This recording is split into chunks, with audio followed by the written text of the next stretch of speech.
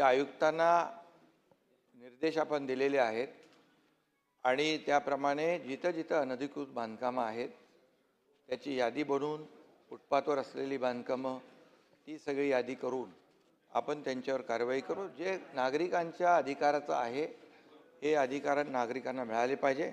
या ठिकाणी मी एकच फक्त आपल्याला 2 फोटो दाखवतो.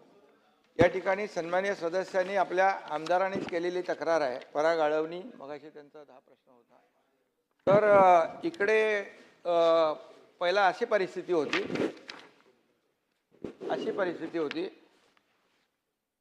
आणि हे काढल्यानंतर बघा हे सगळे फुटपाथ सगळं दिसतं खाली. म्हणजे कारवाई करताय. काही ठिकाणी कारवाई राहिली असेल तर असेच करून टाकू कारवाई. आणि अजून एक गोष्ट लक्षात घ्यायला पाहिजे. नाही बसून घ्या. अरे बाबा आता झालं चला आता पुढे जाऊया. आणि उत्तर दिलंय ना. एक लक्ष